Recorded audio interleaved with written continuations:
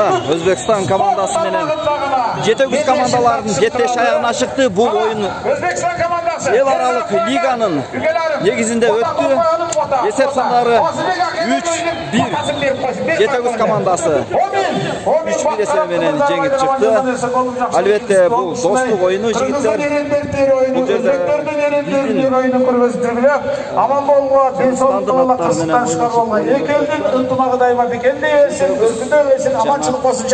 Özbekistan komandası Omin бұл жақта Жетегүз командасының жігіттері.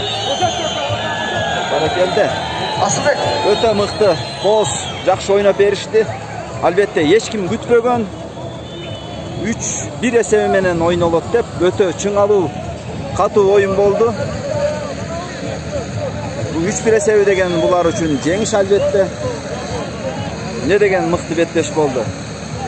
Дерлік 1,5 тайым есеп сандары 1-1 болып тұрды.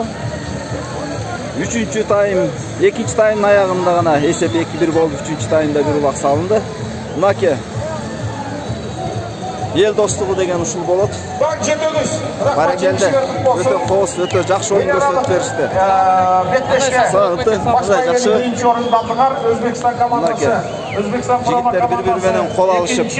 Орындың есі болды. Рахмат. Баракелді. Жақшы ойындардан үшті. Таза ойындардан үшті. Мұнаке. Өзбекстан. Құрама командасының тренері. Мұнаке. Баракелді деп қалауыз жігіттер.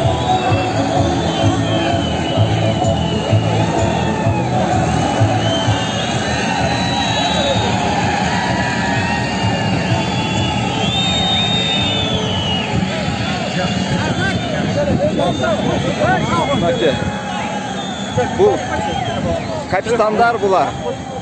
Жетегүз жана Өзбекстан командаларының капитандары. Баракелді. Өте мықты беттеш болды.